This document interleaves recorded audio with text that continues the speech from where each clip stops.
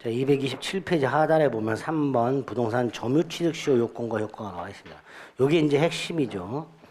앞에서 봤던 뭐 소유의 의사로 평온하고 공연하게 점유, 이건 당연한 거고, 핵심이 20년 계속 점유죠. 그죠? 자, 20년 계속 점유에서 그 20년 계속은 언제부터 언제까지를 말한다. 최초로 점유를 개시한 때. 그죠? 그때부터 20년이 되는 날. 20년이 되는 날 뭐죠? 시효 완성. 이렇게 되죠. 이렇게 을이 언제부터 언제까지 점유해야 되느냐? 최초를 점유 개시한 날로부터 시효 완성하는 그날까지. 두 번째, 이게 20년 계속 점유를 증명하기 어려우니까 을의 입장에서는 이 두 시점의 점유 사실을 인정받으면 20년 계속 점유가 추정이 되겠죠. 그죠? 그런데 을의 입장에서는 요 날과 요 날을 기억을 못해요. 특히 요 날을 기억을 못해요. 언제부터 점유를 개시했는지를 기억을 못하는 경우가 많아요. 그러면 요 날을 모르니 요 날도 모르죠. 그래서 현재 소유자 갑하고 소송이 붙은 분쟁이 생긴 현재 점유한 날을 기준으로 해서 기간을 거꾸로 계산해가지고 자신이 점유를 시작한 날 그 기산일을 임의 선택해서 주장하는 경우가 있어요. 그런데 우리 대법원 이걸 허용하지 않고 있다는 걸 꼭 기억하셔야 됩니다. 니은 A 원칙 점유 기간 동안 등기 명의자 즉 소유자가 갑으로 등기가 돼 있고 이게 변동이 없는 경우 갑소유로 돼 있고 변동이 없는 경우 이외에는 임의로 기산일을 정할 수가 없다. 이게 판례의 기본 태도예요. 즉 기간 역사는 허용되지 않는다. 그런데 등기 명의자가 동일하고 변동이 없는 경우 왜라 그랬으니까 반대로 B의 예외가 소유자의 변동이 없다면 예외적으로 기산일을 임의로 선택할 수 있다. 이렇게 되겠죠. 역산도 가능할 것이고요. 또 하나가 한 장을 넘기면 2차 취득시효라고 을의 시효가 완성이 되고 그 후에 소유자가 바뀌어요. 을의 시효가 완성이 되고 그리고 소유자가 바뀌어요. 즉 을이 등기를 넘겨받지 못한 상태에서 갑이 팔아넘긴 거예요. 다른 사람한테.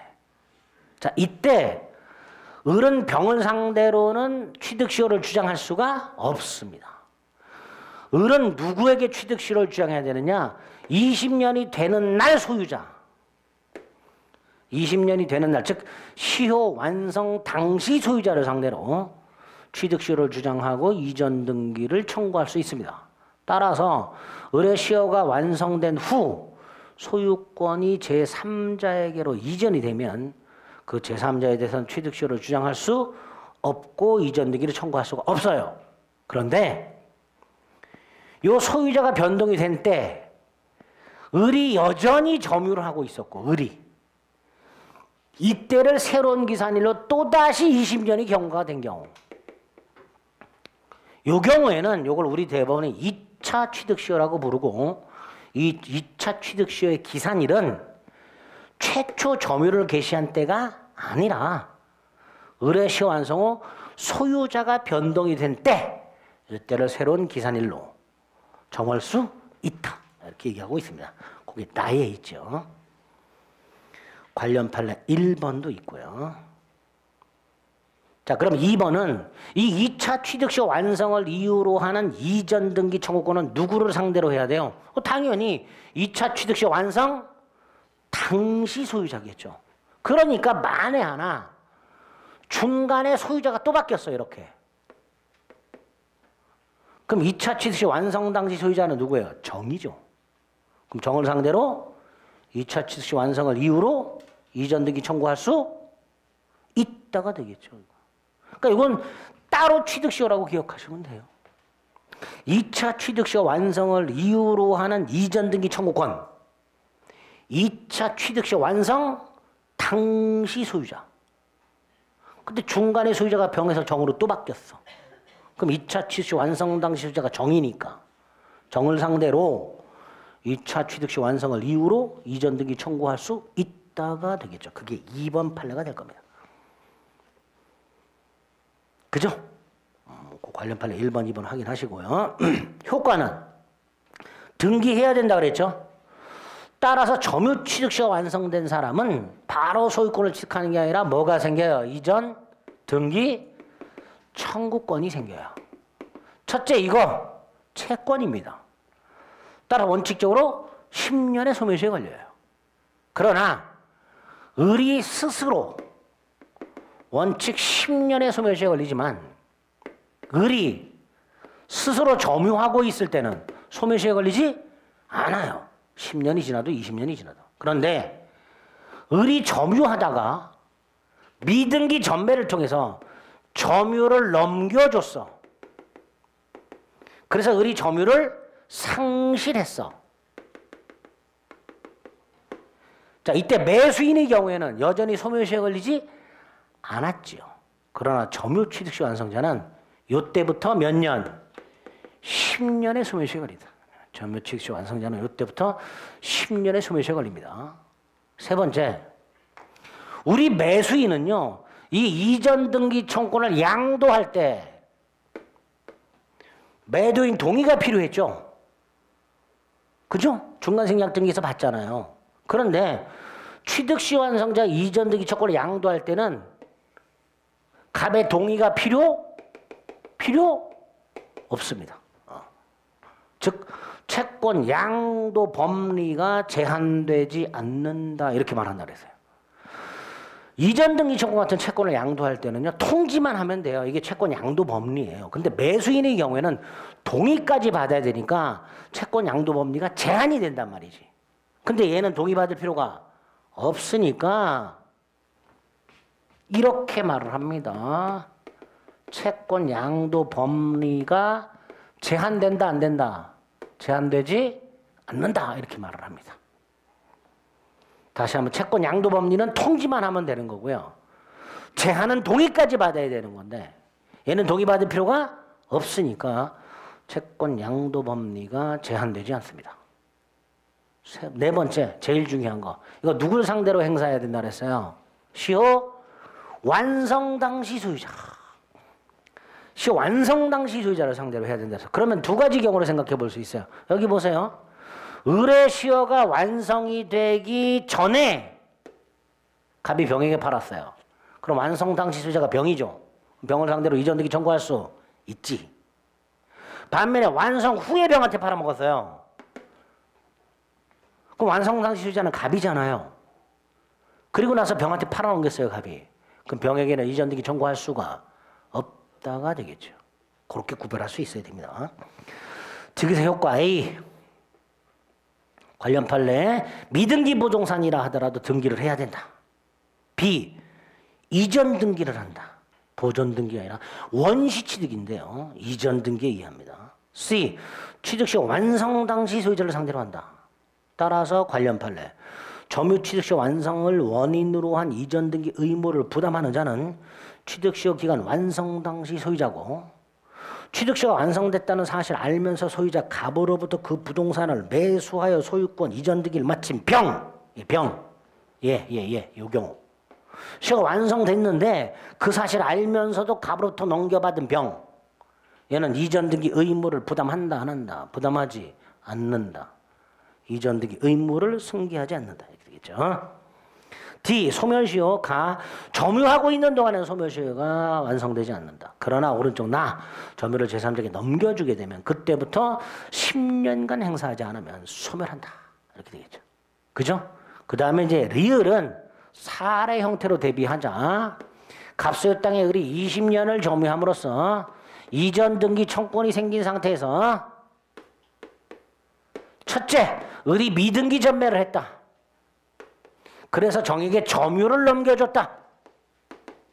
두 가지, 을의 이전 등기 청구권은 을이 점유를 상실한 때부터 10년의 소멸시효에 걸린다. 또 하나 정은 갑에게 을의 시효 완성을 주장하여 직접 나에게 등기를 넘겨달라고 청구할 수는 없다. 그죠? 그 두 가지 확인하시면 되죠. 그게 A. B.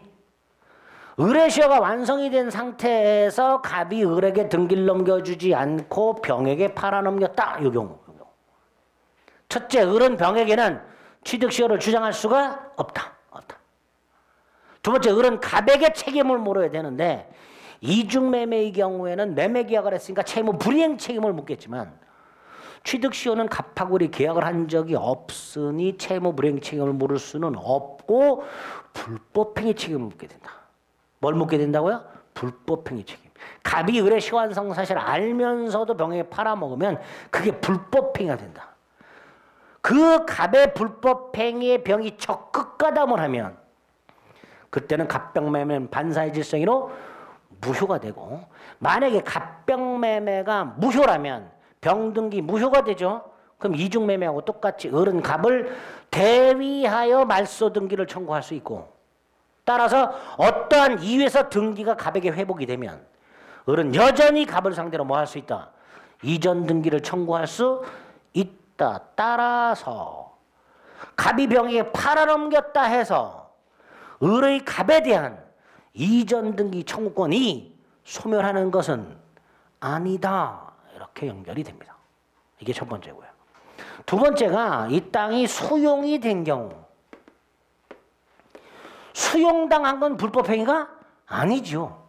그러니까 을은 갑을 상대로 불법행위 손해배상을 청구할 수는 없다. 그럼 뭘 청구할 수 있냐? 갑이 땅 대신 받게 되는 수용보상금, 그거 청구할 수 있다. 그걸 뭐라 하죠? 대상 청구권. 여기서 우리 대법원, 을이 갑을 상대로, 팔아먹은 갑을 상대로, 수용당한 갑을 상대로 불법행위 책임이나 대상 청구권을 행사하려면 전제 조건이 하나 있다. 갑이 을의 시효완성 사실을 알고 있었어야 된다. 따라서 갑이 병에게 팔아먹거나 땅이 수용이 되기 전에, 즉 갑의 을에 대한 이전 등기 의무가 이행불능이 되기 전에 을이 갑을 상대로 취득시효가 완성됐다는 사실을 주장했거나 이전 등기 청구를 행사했었어야 한다. 그로 인하여 자신의 시효가 완성됐다는 갑에게 알게 했어야 한다. 그런 경우에만 불법행위 손해배상이나 대상 청구권을 행사할 수 있다. 그게 결론이 될 겁니다. 229페이지 관련 판례 1번, 2번, 3번 그 내용들을 본 거고요. 4번은요. 4번까지만 봅니다. A 토지가 있어요. 이게 병소유예요. 근데 얘가 갑에게 소유 명의를 신탁을 해놨어요.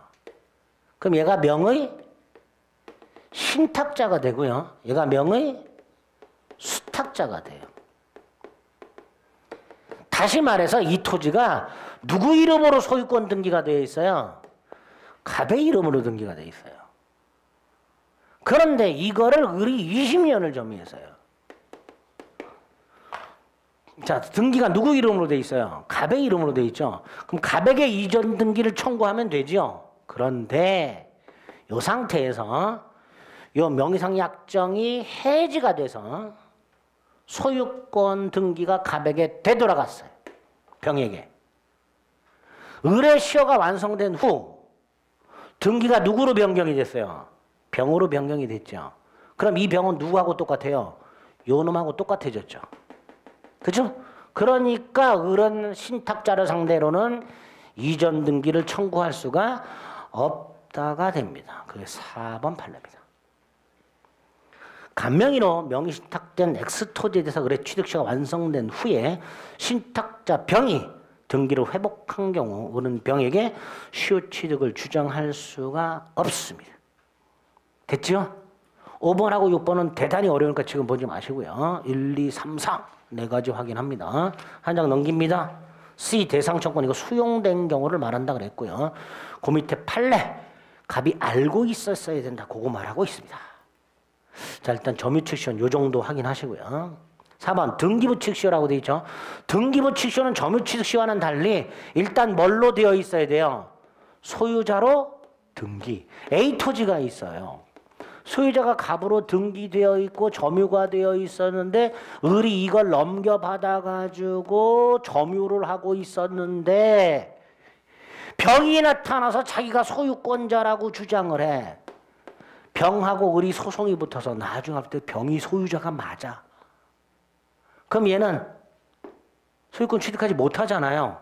이럴 때 다행히 얘가 이 땅을 점유한 게 10년이 됐고 소유의 의사가 있었고 평온하고 공연했고 선이야. 물론 이거 추정되죠. 거기다가 무과실까지. 근데 이건 추정이 돼요, 안 돼요? 안 되죠. 그럼 병하고 의리 소송이 붙었을 때 그런 무과실 점유는 증명을 해야 된단 말이죠. 어쨌든 이렇게 소유자로 등기한 자가 10년간 소유회사로 평온하고 공연하게 선이며 과실 없이 점유하게 되면 이미 소유자로 등기돼 있죠. 소유권을 취득, 이게 등기부 취득시효가 되겠죠. 자, 거기서 중요한 요건들. 기억 A, 유효한 등기일 필요 없다. 그죠? 자, 두 번째, 상속의 경우에 여기 보세요. 요놈 이름으로 등기가 돼 있다가 얘가 사망을 해요. 그럼 등기부상으로는 갑이 소유자로 등기돼 있다가 죽었으니까 갑의 아들이 상속이 받겠죠. 그죠? 문제는 상속의 경우에는 등기 없이 상속을 받잖아요. 자, 갑의 아들이 상속 등기는 하지 않은 채 점유만 하고 있었어요. 그리고 10년이 됐어. 이때 얘 소유자로 등기가 돼 있어요, 안 돼 있어요? 안 돼 있잖아요. 그러니까 얘를 등기부 취득시효에서 말하는 소유자로 등기한 자로 볼 수 있냐의 문제가 생기는 거예요. 볼 수 있다 없다? 있다. 그게 1번. 상속인은 등기 없이 부동산 소유권을 취득함으로 갑의 이름으로 등기가 되어 있는 상태에서 상속인은 등기하지 않아도 등기부 취득시효 요건인 소유자로 등기한 자에 해당한다. 결과적으로 돌아가신 분의 등기, 돌아가신 분의 점유를 합하여 10년이면 등기부 취득시효가 인정된다. 그래서 우리 대법원은 점유승계도 인정하고 등기승계도 인정하고 있단 말이죠. 점유승계도 인정하고 등기승계도 인정하고 있습니다. B의 판례, 앞사람 등기까지 합하여 10년이면 충분하다. 관련 판례 박스 2번, 상속의 경우 돌아가신 분 등기까지 합하여 10년이면 충분하다. 그래서 가운데 판례 박스 1번, 2번과 맨 밑에 판례 박스를 확인하시면 되겠습니다. 자, 맨 밑에 판례 밑에 니은, 자, 추가적인 요건 선의, 무과실 점유까지 필요하죠. 여기서 볼 거 첫째, 무과실 점유는 추정이 안 된다라는 거, 등기부 취득시효 완성자가 증명해야 된다는 거. 선의 무과실은 선의 무과실로 등기하라가 아니라 선의 무과실로 뭐 해라? 점유해라 이런 뜻이고요. 10년 점유해야 되죠. 그럼 10년간 계속 선의 무과실이어야 되느냐의 문제가 생기는 거예요. 아니다. 점유를 개시할 때만 선의 무과실이면 충분하다. 그럼 여기 보세요. 상속의 경우에는 상속인이 점유를 개시할 때 선의 무과실이어야 돼요. 돌아가신 분이 점유를 개시할 때 선의 무과실이어야 돼요. 돌아가신 분이죠. 점유를 승계하니까. 그죠? 그래서 상속의 경우에는 상속인이 아니라 피상속인이 점유를 개시할 때 선의 무과실이면 충분하다. 이렇게 얘기하게 될 겁니다. 자, 니은의 A, B 확인하시고요. 디귿 점유 개시 시에만 선의 무과실이면 충분합니다. 자, 오른쪽 관련 판례 첫 번째 밑에 리얼의 효과. 요건을 갖추면 이미 소유자로 등기되니까 뭘 취득해요? 소유권 취득하죠. 그럼 보세요. 이 상태에서 얘가 10년이 돼가지고 소유권을 취득한 상태예요. 근데 이 상태에서 이 소유권 등기가 무단으로 이전이 되거나 불법적으로 말소가 되면 이미 취득한 소유권 상실합니까? 상실하지 않지요. 우리 봤죠. 물권법 총론에서 등기는 권리의 존속 요건이 아니라고. 그게 그 두 번째 판례죠. 부동산 등기부 취득시효가 완성이 되면 바로 뭘 취득한다? 소유권을 취득한다. 이게 생길 여지가 있다 없다? 이거 이전 등기 청구권. 이거 생길 여지가 없죠. 이전 등기 청구는 점유 취득시효에서 생기는 거예요. 그러니까 여기 보세요. 무단으로 이전됐다 하더라도 취득시 완성을 이루 이전 등기를 청구하는 게 아니죠. 소유권에 기초해서 말소 등기를 청구하거나 소유권에 기초해서 진정 명회복을 위한 이전 등기를 청구하거나 소유권에 기초해서 회복 등기를 청구하거나 이렇게 해야지 취득 시 완성을 이유로 하는 이전 등기를 청구할 수는 없겠지요. 그죠? 그게 그 두 번째 판례 박스입니다. 다시 한번 볼게요. 부동산 등기부 취득 시 완성된 경우 바로 소유권을 취득하므로 별도로 취득 시 완성을 이유로 하는 이전 등기 조건은 발생할 여지가 없으므로 세 번째 줄 등기가 말소되거나 무단으로 이전됐다 하더라도 소유권에 기초하여 방해 제거를 청구할 수 있을 뿐이다. 즉 회복 등기를 청구하거나 말소 등기를 청구할 수 있을 뿐 취득 시 완성을 이유로 하는 이전 등기를 청구할 수는 없다. 이렇게 되죠. 취득 시 완성을 이유로 하는 이전 등기 청구는 얘가 하는 거예요. 점유취득 시 완성자가 하는 거예요. 그죠? 얘는 이미 소유권을 취득했기 때문에 소유권의 기초한 청구권 그거 행사하면 충분하다. 됐죠? 자, 그 다음에 5번. 취득시가 완성이 되면 소유권 취득하죠? 그죠? 그 소유권 취득 효과는 언제로 소급해요? 점유 개시한 때로 소급하죠. 그죠? 점유 개시한 때로 소급하게 됩니다. 그런데 그 소급표가 제한되는 경우가 있습니다. 기억의 세 번째 줄. 첫 번째가 이런 경우죠. 갑소유 땅의 을이 시효가 완성이 된 상태에서 갑의 세금 체납을 이유로 압류를 해놨다 국세청에. 그 다음에 을이 등기를 했다. 그럼 얘는 쫓아가가지고 왜 남의 거 압류했냐고 이의를 할 수 있느냐의 문제가 생기는 거예요. 왜? 점유를 개시한 때부터 소유권을 취득했으니까. 그죠? 그런데 안 된다. 과세관청에게는 소급표 주장할 수 없다. 소급표 제한된다. 그게 1번. 2번은 갑소유 땅에 을이 시효가 완성됐어요. 근데 등기를 하기 전에 갑이 돈을 빌리고 근저당권을 설정했어요. 그리고 나서 등기를 했어요. 첫째, 근저당권 소멸하지 않습니다. 원시취득이지만 근저당권의 제한이 있는 권리를 취득하게 됩니다. 두 번째, 얘가 땅을 경매하려고 합니다. 그런 소유권 상실할 위험에 처했죠. 갑 대신 변제를 합니다. 그리고 나서 갑에게 쫓아가서 내가 대신 갚았다 나한테 갚아라 구상권 행사할 수 없다가 됩니다. 구상권 행사할 수 없다. 그게 2번이 됩니다.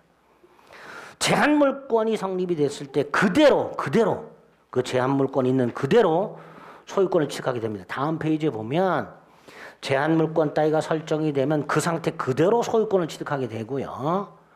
따라서 시효 취득자 을이 원소유자 갑에 의하여 설정된 근저당권에 그 채무를 대신 갚았다 하더라도 자신의 소유권을 방어하기 위한 자신의 이익을 위한 변제이기 때문에 원소유자 갑에게 내가 대신 갚았으니 나한테 갚아라 따위의 구상권 따위를 행사할 수는 없게 됩니다. 됐죠? 그 정도 확인하시면 되겠습니다. 그 다음에 6번 시효이익의 포기라고 돼 있는데 시효이익이란 이거 말하는 거예요. 이거 포기할 수 있어요? 없어요? 있지. 을이 갑에게 취득시 완성을 이유로 이전등기를 청구했더니 갑이 소송까지 가보자. 법적으로 해보자. 버텨. 그런데 소송 가면 일단 대법원까지 가야 되고 기간은 2년 이상 걸리면서 비용은 5천만 원 이상 든단 말이죠. 대법원까지 가려면. 근데 저 취득시가 완성된 땅값을 계산했더니 100만 원밖에 안 돼. 그럼 을은 차라리 똥이 무서워서 피하냐 더러워서 피하지. 야, 안 가자. 포기할 수도 있지. 여기서 이 이전 등기 청구는 시효이익이라고 하는데요. 시효이익의 포기. 첫째, 상대방 있는 단독행위 없는 단독행위. 있는 단독행위죠. 그죠? 두 번째, 누구한테 해야 돼요? 누구한테 해야 돼요? 당연히 이전 등기 청구는 상대방한테 해야 되죠. 그죠? 시효이익 이전 등기 청구를 포기하는 거니까 누구한테 포기한다고 해야 돼요? 그 상대방한테 해야 되죠. 그래서 디귿. 시효이익의 포기는 특별한 사정이 없는 한 취득시 완성 당시 진정한 소유자에게 해야 효력이 생길 뿐이고 만약에 시효 완성 당시 갑의 이름으로 등기가 되어 있으나 이게 무효라면 얘에게 시효이익을 포기해봐야 포기의 효력은 발생하지 않는다라고 하겠죠. 그죠?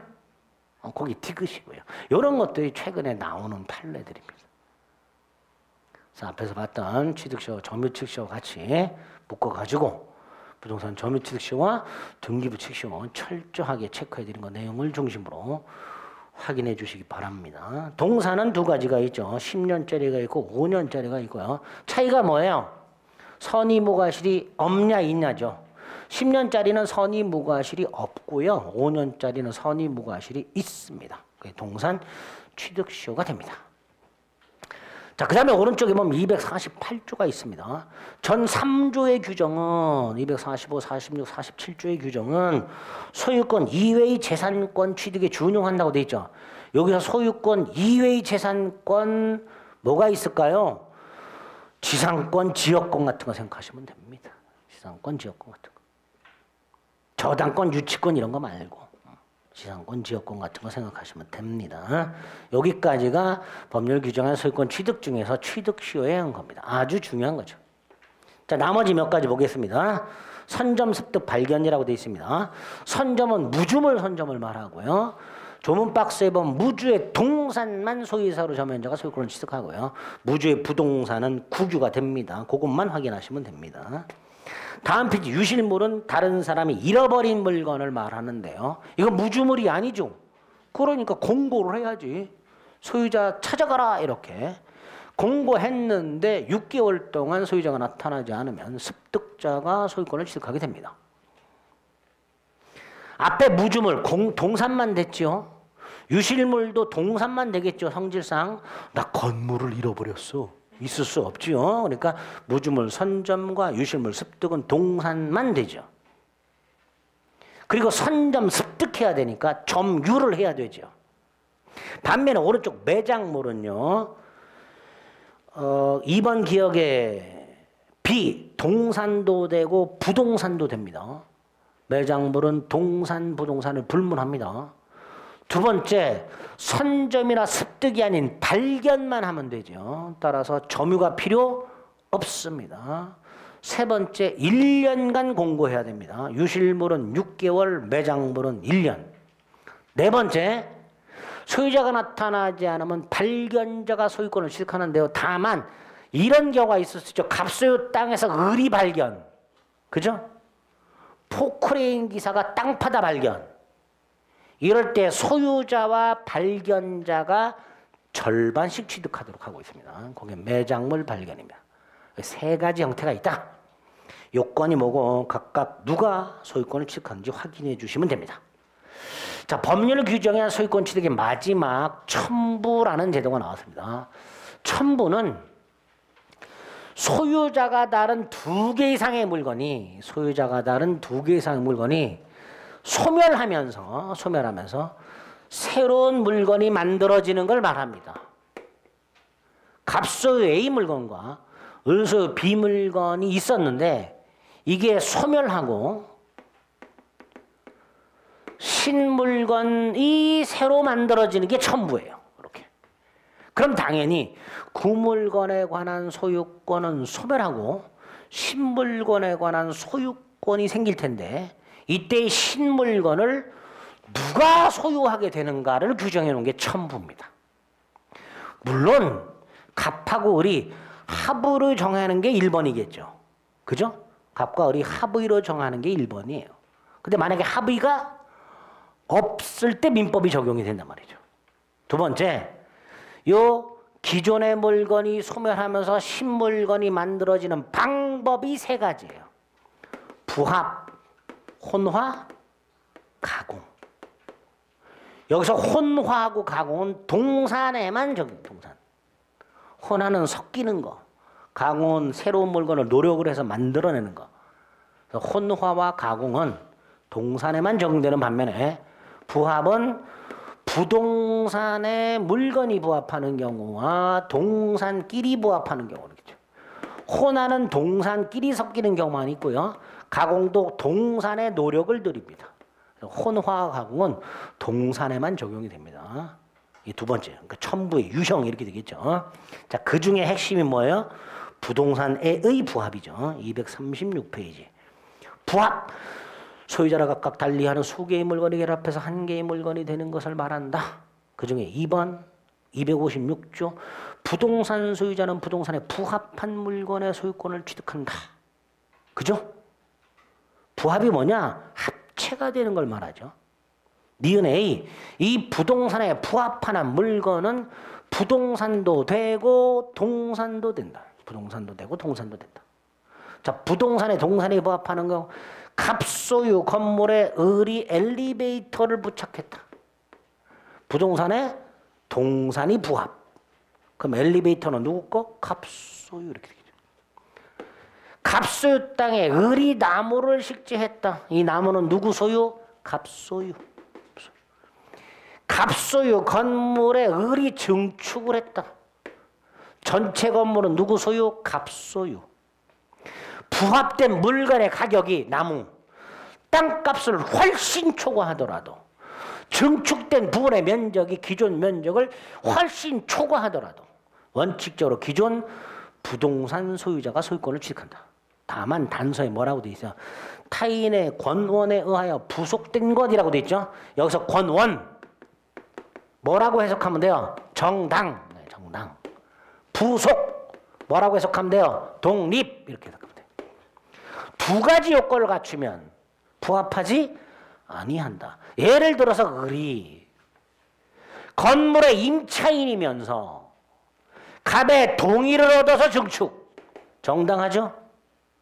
그리고 증축 부분이 구조상 이용상 독립성을 갖추고 있어. 그럴 때는 증축 부분은 부합되지 않는다라고 해석을 하게 됩니다. 256조 단서 때문에. 자, 밑에 요건 니은의 A, 디귿의 효과 A, B. 관련 문제와 관련해서 건물의 경우에 증개축. 원칙적으로 증개축한 부분은 기존 건물 소유자가 귀속이 되지만 건물 임차인이 승낙을 받아 증축했고 구조상 이용상 독립성이 인정이 되면 부합되지 않고 증개축한 부분만 기존 증개축한 자의 소유가 되겠죠. 그리고 오른쪽 판례. 1번이 원칙이고요. 2번이 그 원칙 관련된 판례죠. 여기 보세요. 기존 건물에 저당권이 설정이 되어 있고 을이 증축을 했는데 증축 부분이 기존 건물에 부합이 됐어. 순서대로. 기존 건물에 저당권이 설정돼 있고 증축이 된 증축분이 부합이 되면 부합된 분의 저당권 효력이 당연히 미쳐. 그러니까 기존 건물 저당권 실행 경매 당시에 경매 법원이 증축 부분을 경매 목적물로 평가하지 않았다 하더라도, 즉 여기만 매각허가 결정을 했다 하더라도 그 경락인 매수인은 증축 부분의 소유권을 취득한다. 이렇게 되겠죠. 2번 판례가 될 겁니다. 그죠? 그렇게 확인하시면 되겠고요. 그 밑에 농작물 같은 것들은 토지에 부합돼요? 안 돼요? 안 되죠. 그 다음에 동산끼리 부합한 경우, 자, 누구 소유죠, 이거? 갑이 갖고 있는 민법 요약집과 을이 갖고 있는 학계론 요약집을 재본을 해서 1차 요약집을 만들었어. 이게 누구 거냐예요. 합의하면 된다. 합의가 없으면 주된 동산 소유자가 소유권을 취득한다. 근데 민법과 계론은 주종을 구별할 수가 없죠. 뭘 없어, 민법이 주지. 아닌가? 주종을 구별할 수 없을 때는 부합 당시 가액 비율로 공유. 부합 당시 가액 비율로 공유. 그걸 그대로 동산에 적용해, 혼화해. 갑이 갖고 온 소주 한 병과 을이 갖고 온 백세주 한 병을 섞어서 50세주 한 주전자를 만들었다. 이게 누구 거냐? 원칙적으로 주된 동산 소유자가 소유권을 취득한다. 주종을 구별할 수 없으면 혼화 당시 가액 비율로 공유한다. 이렇게 되겠죠.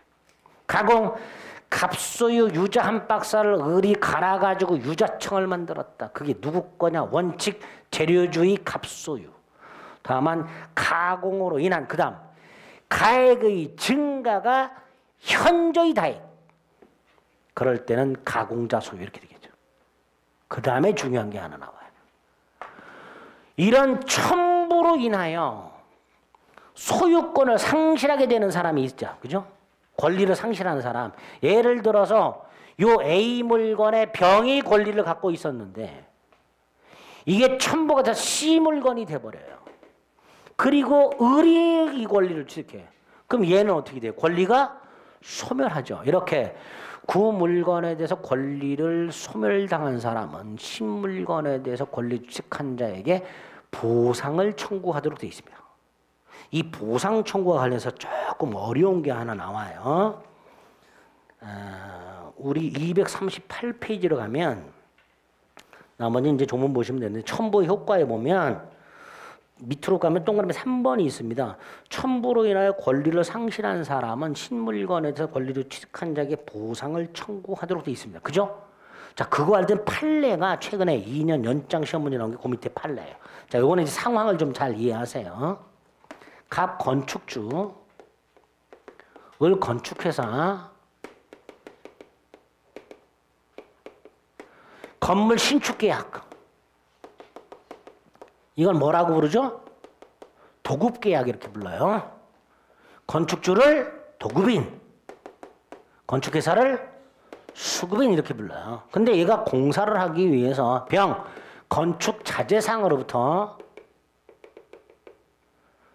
시멘트를 샀어요. 얘 시멘트 매도인이죠? 예? 얘는 시멘트 매수인이죠? 그죠?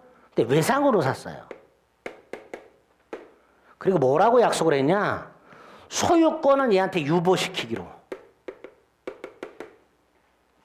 을은 공사대금 받으면 시멘트 값 주기로 했겠죠?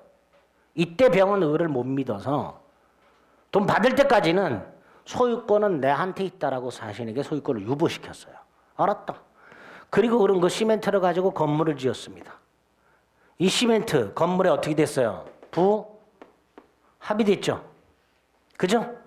그럼 시멘트를 포함한 전체 건물은 누구 소유? 갑 소유. 그럼 병은 시멘트 소유권 상실했죠? 갑은 건물 소유권 취득했죠? 아까 뭐라 그랬어요? 부합으로 권리를 상실한 자는 부합물에 관한 권리를 취득한 자에게 뭘 청구할 수 있다? 보상 청구할 수 있다 그랬죠. 이게 문제가 생긴 거예요. 병이 을에게 계약에 기초한 시멘트 매매대금 청구와 별개로 당연히 매매대금은 청구할 수 있죠. 그거와 별개로 이 첨부에서 규정하고 있는 보상 청구권 그거 행사할 수 있냐의 문제가 생긴 거예요. 여기서 우리 대법원 갑이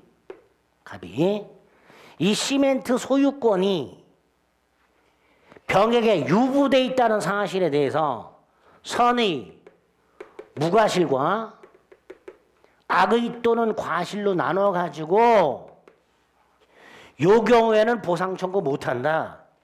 요 경우에만 보상 청구할 수 있다.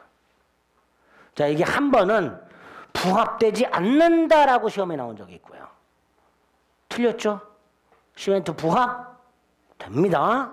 또 하나가 갑에 선악을 묻지 않고 보상 청구할 수 없다고 나오거나 두 가지로 출제가 될 수 있습니다.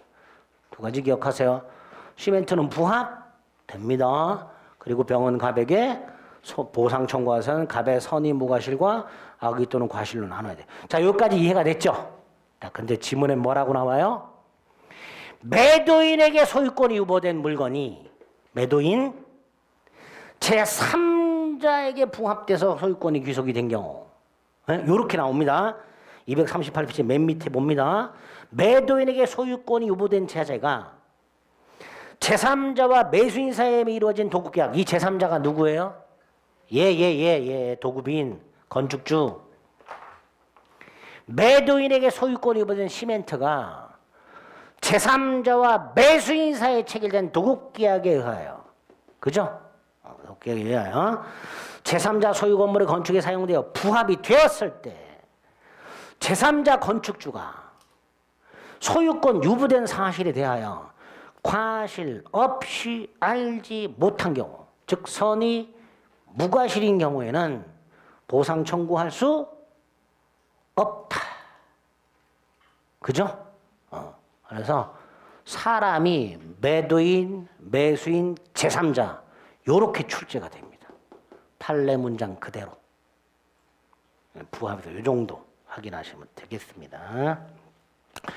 그 다음 이제 소유권의 효력이 나오죠. 소유권의 효력은 소유권에 기초한 물권적 청구권, 소유물 반환 청구권과 소유물 방해 제거 및 방해 예방 청구권을 말하게 되죠.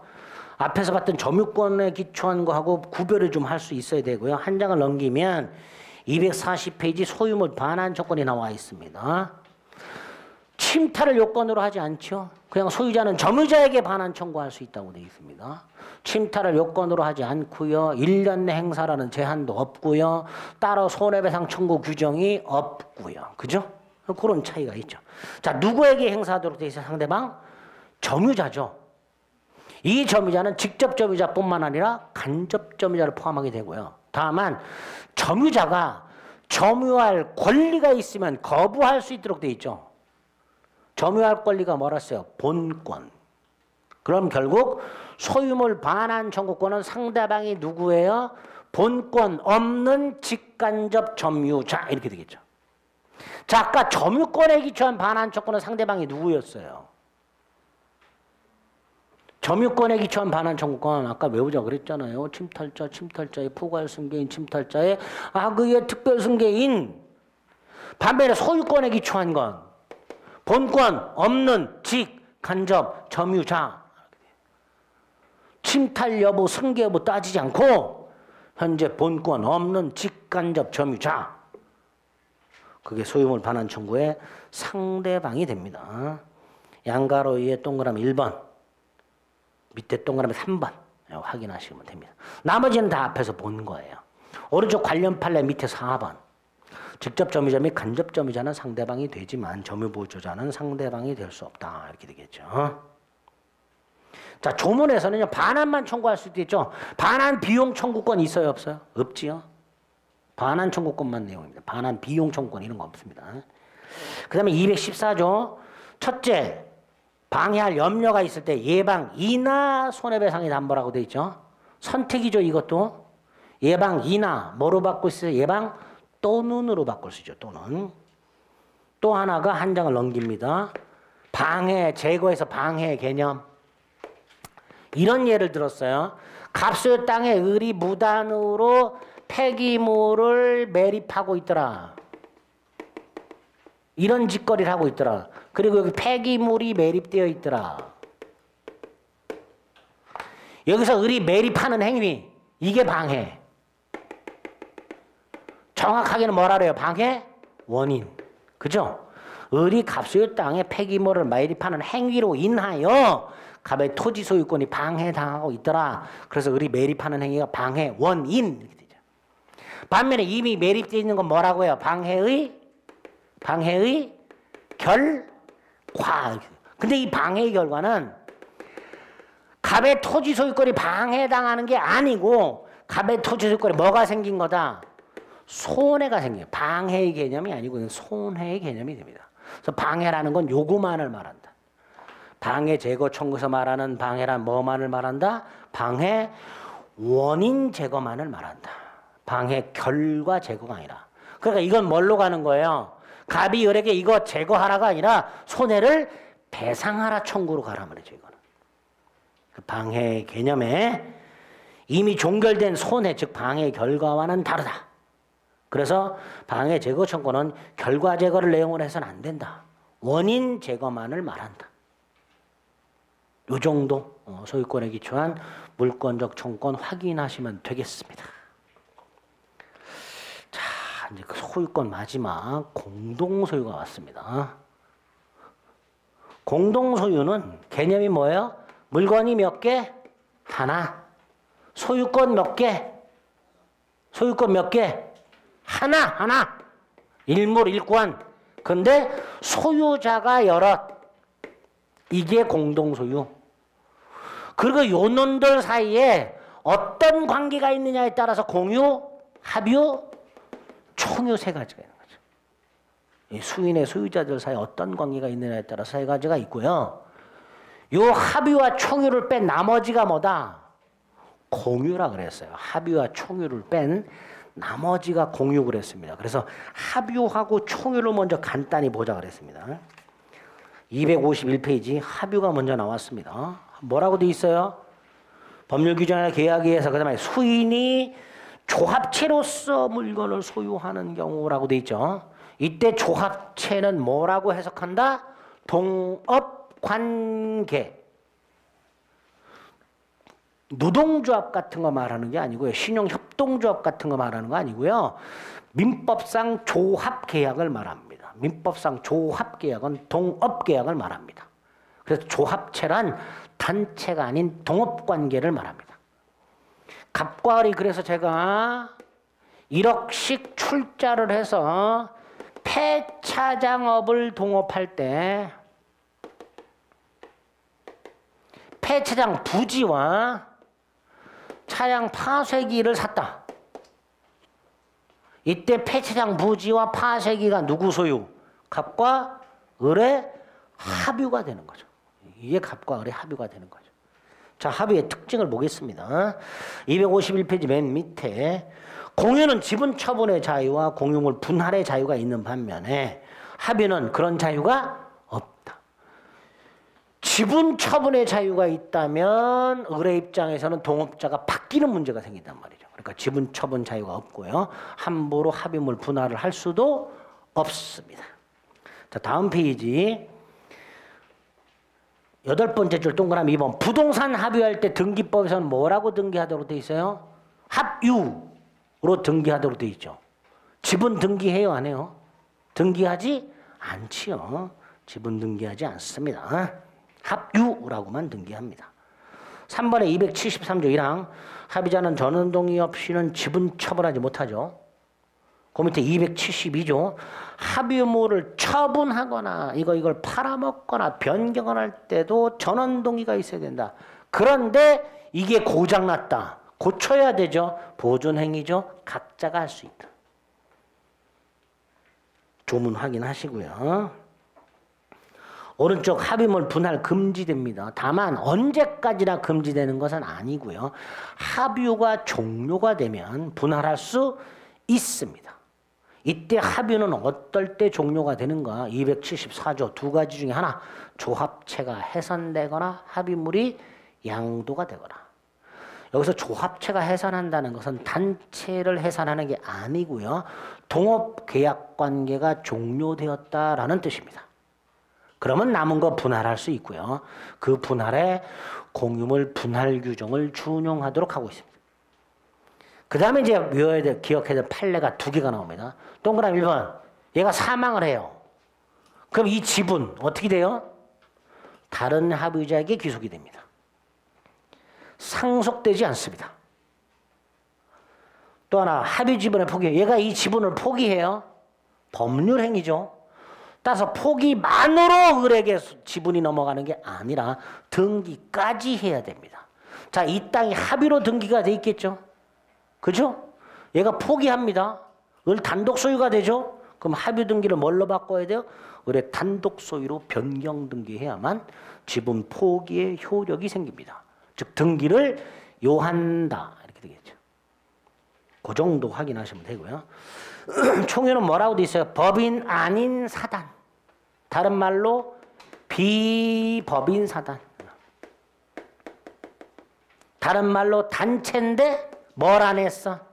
설립등기. 단체인데 설립등기하지 아니한 단체. 종중, 사찰, 교회, 아파트 입주자 대표회의, 분여회, 동창회 등등 단체지만 관할 관청의 감독을 받기 싫어서 설립등기하지 아니한 단체가 있습니다. 이런 걸 비법인 사단이라고 하고요. 그 비법인 사단이 물건을 소유할 때 구성원 공동소유, 그게 뭐다? 총유. A 동창회 건물, 이 동창회가 설립등기를 하지 않았어. 그때 A 동창회가 회비 걷어서 건물 샀어. 이 건물은 실질적으로는 A 동창회 소유지만 법적으로는 동창회원, 동창회 구성원, 뭐라 그래요? 사원 이렇게 부르죠. 월급 받는 회사원을 말하는 게 아닙니다. 단체 구성원을 말합니다. 사원 공동소유, 그게 뭐다? 총유.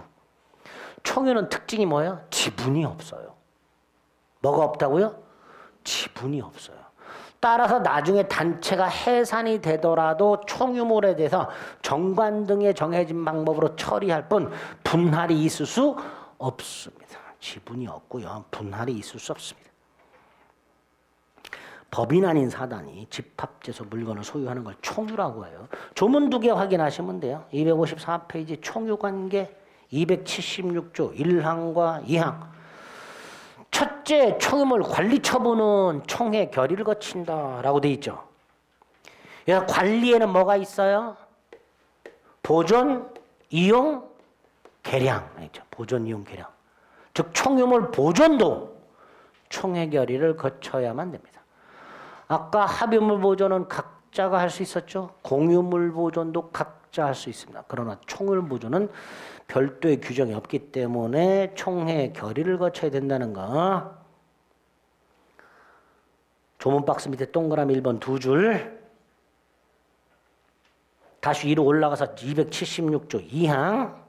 각 사원은 총유물을 사용 수익할 수 있죠. 당연히 동창 회원이 동창의 건물을 사용하고 싶어. 그럼 정관 기타 규약에 정해져 있겠죠. 회원들이 사용 수익하려면 이렇게 해라. 그 정관 기타 규약에 쫓아. 각 사원은 총유물을 뭐 할 수 있다? 사용 수익할 수 있다. 조문 2개 암기하시고요. 밑으로 쭉 내려가면 277조가 있습니다. 자, 보세요. 이 총유물에 대해서 사원은 사용 수익권이 있죠. 그죠? 보존 같은 거 비용 부담해야 되잖아요. 즉 총유물에 대해서 구성원은 뭐가 있어요? 권리와 의무가 있죠. 이때 이거 어떻게 취득하고 어떻게 상실하는가? 양도상속 불가. 그죠? 단체 구성원으로서 누리는 지위이기 때문에 양도상속이 불가합니다. 따라서 총유물에 대한 권리와 의무의 득실은 사원 자격을 득실함으로써 총유물에 대한 권리 의무도 득실하도록 하고 있습니다. 거기에 마지막 277조가 되겠죠. 그런 것들이 합의나 총유에서 나오는 것들이에요. 나머지는 거의 안 나옵니다. 자, 공유가 중요하다고 그랬습니다. 243페이지. 복잡합니다. 복잡하기 때문에 어렵게 생각하면 한없이 어렵고요. 판례도 어려운 판례가 굉장히 많이 나옵니다. 그런데 그런 거 우리가 다 낱낱이 이 암기해서 시험 볼 수는 없고요. 기본이 되는 거에서 답이 출제가 되니까 기본이 되는 것만 확실하게 머릿속에 넣습니다. 243페이지 공유 262조 공유의 뜻이죠. 물건이 지분에 의해서 수인의 소유. 이게 공유예요. 그냥. 이 수인 간의 조합체도 아니고 비법인 사내의 구성원도 아니고 그냥 지분에 의해서 수인의 소유가 된 게 공유가 되는 거예요. 다시 말해서 공유자 간에 아무런 인적 결합이 없는 형태가 공유가 됩니다. 공유관계는 양가를 입은 법률 행위로 성립하는 경우와 법률 규정으로 성립하는 경우가 있어. 오늘 본 것도 있죠. 공동비용으로 설치한 경계표 같은 것들. 주종을 구별할 수 없는 부합물, 혼화물 같은 것들. 또 뭐가 있었죠? 타인 소유 토지에서 발견한 매장물 같은 것들. 이런 것들이 다 뭐예요? 법률 규정에 한 공유죠. 대표 중에 뭐가 있어? 상속. 수인의 상속인은 상속재산을 공동으로 상속받게 됩니다. 집합 건물 공용 부분 같은 것들이 있겠죠.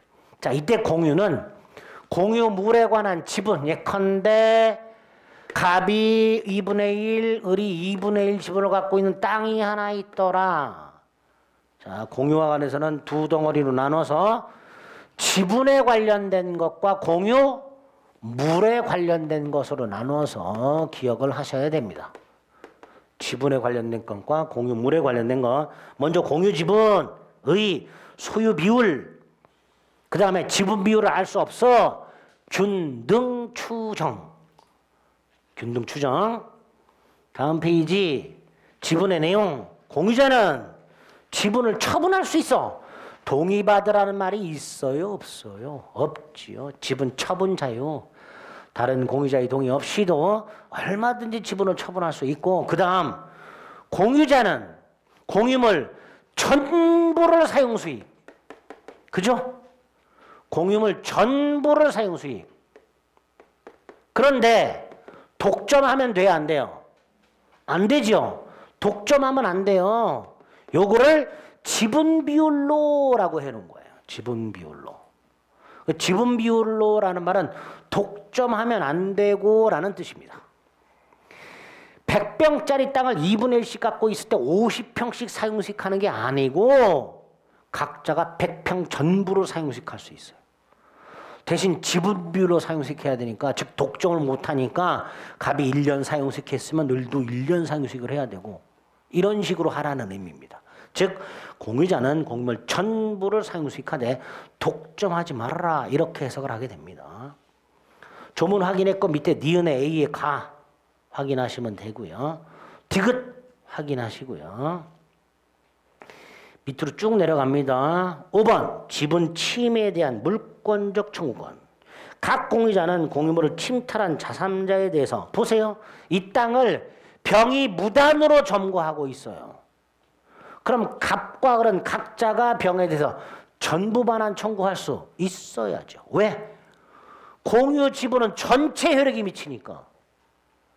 병의 전부 침탈에 의하여 갑과 을은 공유물 전체 효력이 미치는 지분을 침해받았으니까 각 공유자는 전부 반환 청구할 수 있다, 이렇게 되겠죠. 다만 오른쪽 제3자가 아니라 공유자 중 한 사람이 전부를 독점하고 있어요. 이 경우에 다른 공유자는 독점 사용 금지 청구할 수 있죠. 하지만 자기 자신에게 인도하라고 청구할 수는 없다가 됩니다. 거기 오른쪽 맨 위에 관련 판례가 되죠. 쭉 내려서 디귿.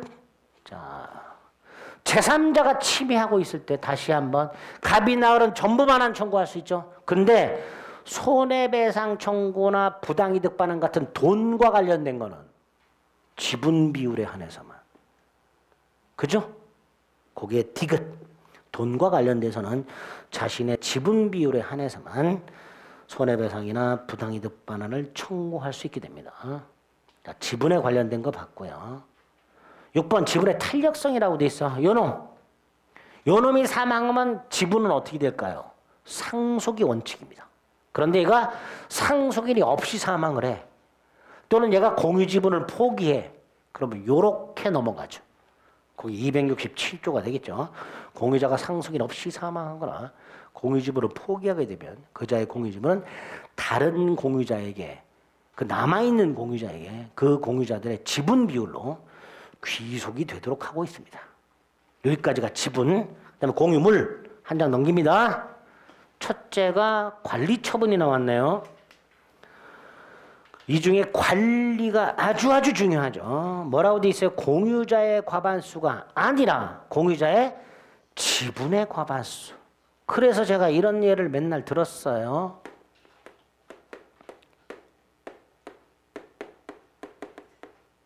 이 경우 이걸 임대하려고 해. 임대가 뭐예요? 관리 중에 이용행위죠. 두 사람이 동의하면 과반수 지분이 되죠.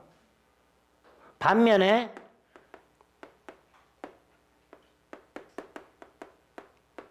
이 경우에 임대할 때는 둘이 해봐야 3분의 1밖에 안 되죠. 그럼 임대 불가합니다. 반면에 얘는 혼자 할 수 있지요. 그래서 지분의 과반수입니다. 공유자의 과반수가 아니라. 265조. 그러나 보조는 각자가 할 수 있다고 되어 있습니다. 자, 관련 판례 1번. 이게 대원칙이죠. 어떤 공유자도 배타적으로 독점적으로 사용수익할 수는 없다. 그게 대원칙. 다만 2번.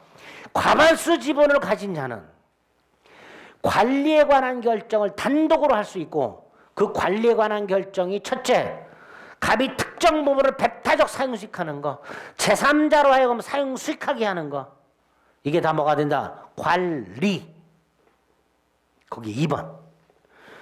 과반수 공유 지분을 가진 자는 관리에 관한 사항을 단독으로 결정할 수 있으므로 특정된 부분에 배타적 사용수익을 정할 수도 있고, 제3자로 하여금 사용수익하게 할 수도 있으며, 즉 임대. 3번. 임차인의 갱신 요구에 대해서 거절하는 것도 관리. 다 공유자의 지분의 과반수로 결정할 수 있다. 그죠? 1, 2, 3 세 가지 확인합니다. 자, 니은. 자, 이것도 제3자의 경우로 나눠보세요. 여기 보세요. 공유하고 있는 부동산에 병이 무단으로 등기를 했어요. 그럼 각자가 전부 말소 청구할 수 있지요. 그죠? 그래야 기존 등기를 회복할 거 아닙니까? 그런데 공유자 중 한 사람이 단독 등기했어요. 이때는 당연히 전부 말소 청구할 수 없고 자신의 지분 비율만 말소 등기를 청구하게 될 겁니다. 그 내용이 밑에 246페이지 관련 판례 1번. 공유자 중 한 사람은 제3자 명의 무효 등기에 대해서 전부 말소를 청구할 수가 있다고 되어 있습니다. 그죠? 제3자의 무효 등기에 대해서 전부 말소를 청구할 수 있다 확인하시면 되겠습니다. 오른쪽 처분 변경은 어떻게 돼요? 전원동의. 공유물 처분 변경은 어떻게 한다고요? 전원동의. 특히 그 변경에 해당되는 게 뭐예요? 공유 토지 위에 건물 신축. 공유 토지 위에 건물을 신축하는 건 공유물 변경에 해당이 되고 따라서 전원 동의가 필요하게 됩니다. 264조. 쭉 내려서 3번 263조 지분 처분 자유와 전부를 사용수익할 수 있다고 말씀드렸고요. 쭉 내려서 부담. 뭐예요 이거는? 세금 같은 거, 비용 같은 거. 지분 비율로 부담하면 되죠. 그런데 한 놈이 1년 이상 그 의무형을 지체하고 있어. 그럼 뭐라고 돼 있어? 다른 공유자는 상당한 가액으로 지분을 매수할 수 있다라고 돼 있죠. 여기서 상당한 가액으로 지분을 매수할 수 있다는 것은 상당한 가액을 제공하면서 매수 청구할 수 있다라는 뜻이고요. 요거 형성권입니다. 일방적인 겁니다. 상당한 가액을 제공하면서 팔아라! 그럼 팔아야 됩니다. 상당한 가액으로 매수할 수 있다. 의미 상당한 가액을 제공하면서 매수 청구할 수 있다고. 그 매수 청구는 무슨 권? 일방적 권리 형성권 이렇게 해석을 합니다. 자, 이제 한 장 넘기면 마지막 분할이 나왔어요. 자, 분할에 자유가 있다 그랬죠? 그죠? 특별한 사정이 없는 한. 특별한 사정이 뭐예요? 두 가지. 당사자가 5년을 넘지 않는 범위에서 분할 금지 특약이 있는 경우 또는 공유로 추정되는 경계표처럼 또는 아파트 집합 건물의 복도계단처럼 법률에서 분할이 금지되는 경우 이렇게 특별한 사정이 없는 한 분할에 뭐가 있다? 자유가 있다. 자, 이때 분할에 자유가 있다는 의미 두 번째. 공유자 중 한 사람이 다른 공유자를 상대로 분할을 청구하게 되면 다른 공유자들은 거절할 수가 없고 분할 협의에 응할 의무가 생긴다라는 의미라고 그랬습니다. 그게 분할의 자유입니다. 여기서 분할 협의에 응할 의무가 생긴다 그랬다고요. 그랬어요. 그죠? 전원이 참가해야 되고요. 한 사람이라도 누락하면 분할 협의는 무효가 되고요. 두 번째, 협의를 하라고 하니까 협의 분할이 원칙이겠죠. 이때 협의는 분할 방법을 협의하는 거라 그랬어요. 분할 여부를 협의하는 게 아니라 분할 방법을 협의하는 거라 그랬습니다. 그 방법이 세 가지가 있다 그랬죠. 현물 분할, 대금 분할, 가격 배상. 셋 중에 하나 선택. 현물을 분할하거나 팔아서 돈을 분할하거나 공유자 중 한 사람이 단독 소유권을 취득하고 다른 공유자의 지분을 돈으로 배상을 해주거나. 셋 중에 하나. 그런데 협의가 안 되면 재판 분할. 협의가 안 됐을 때 일단 협의가 되면요 재판 분할은 불가합니다. 협의가 안 됐을 때 재판 분할하게 되고요. 재판 분할은 둘 중에 하나. 선택이 아니라 원칙이 현물 분할, 예외가 대금 분할. 그러니까 법원이 경매법원에다가 매각을 의뢰해서 경매 그 매각 대금을 나눠주면 되는 거죠. 그게 뭐예요? 대금 분할. 그런데 재판 분할은 뭐가 없어요? 가격 배상이 없다고 그랬어요. 재판 분할은 가격 배상이 없어. 따라서 법원이 이렇게 판결을 해요. 공유자 중 한 사람이 단독 소유권을 취득하고 다른 공유자의 지분을 돈으로 배상해주는 가격 배상 형태의 현물 분할. 가격 배상인데 재판 분할은 가격 배상을 인정하지 않으니까 법원 입장에서는 가격 배상 판결을 하면서 이거는 현물 분할의 일종이다 이렇게 판결하고 있습니다. 공유 분할과 관련된 조문 268조 조문 확인하시고 밑에 기억 원칙 니은 예외 맨 밑에 분할의 방법 269조 1항 2항 조문 확인하시고 오른쪽 청구현 분할이 원칙이죠. A, B, C 다 말씀드렸고요. 니은 협의 분할이 원칙이면서 셋 중에 하나를 선택해야 되고요. 협의가 되면 더 이상 재판 분할은 불가하다. 그게 B고요. 디귿 협의가 안 될 때 재판 분할을 하게 됩니다. 이때 공유물 분할 소송은 공유물 분할 청구권이라는 일방적 권리, 즉 형성권에 의한 소송이니까 형성의 소 이렇게 부르고 판결은 형성 판결 이렇게 부르겠죠. 재판 분할은 B, 현물 분할과 대금 분할이 있고 가격 배상은 없어요. 그런데 한 장을 넘겼을 때 C, 관련 판례 2번 공유자 중 한 사람에게 가격 배상을 명하는 판결도 현물 분할의 일종으로 허용된다. 그 문구 확인하시면 되겠습니다. 됐죠? 쭉 내려가면 분할의 효과가 나옵니다. 분할하면 공유관계가 종료가 되겠죠. 또 니은 비소급표입니다. 분할한 때부터 단독 소유권을 취득하는 게 원칙입니다. 그런데 상속재산의 경우에는 어때요? 나중에 분할했을 때 분할한 때부터 단독 소유권을 취득하게 되면 상속세 내고 또 내죠. 세금을 두 번. 세금을 두 번 내는 문제가 생겨요. 그러니까 상속재산 분할만큼은 어떻게 된다? 상속계시시로 소급한다. 예외가 있을 것이고요. 담보책임이 있습니다. 담보책임 별거 아니에요. 공유 땅이 있었고 분할을 했는데 갑과 을이 취득한 땅은 멀쩡한데 병이 취득한 땅은 30cm 안반이 1km 박혀 있어. 화강암으로 아무짝에도 쓸모없는 땅이 돼버렸어. 병은 똥 밟았다고 생각하겠죠? 그럴 때 뭐가 있어? 담보책임이라고. 갑하고 을은 책임져라. 무슨 책임? 매도인과 동일한 담보책임. 책임의 내용 기존 지분 비율로 균등한 비율이 아니라 기존의 공유 지분 비율로 담보 책임을 부담해라. 그게 270조. 자, 마지막 리얼. 갑과 을이 2분의 1씩 공유하던 땅.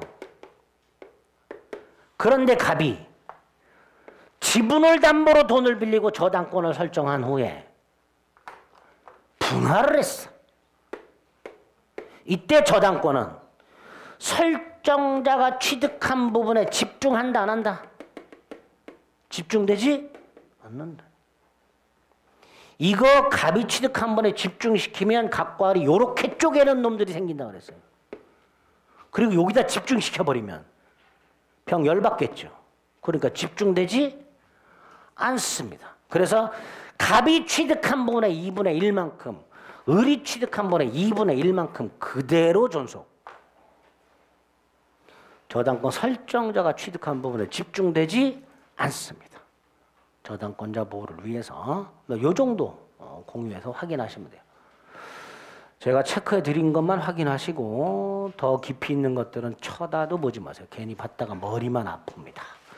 혹시 추가적으로 필요한 건 문제풀이 가서 조금 더 할 테니까 이 정도 확인하시면 되겠습니다. 아시겠죠? 네, 집에 가셔서 조금 어려운 부분이니까 반드시 다시 한번 확인하시길 바랍니다. 아시겠죠? 네, 오늘 여기까지 하겠습니다. 수고하셨습니다.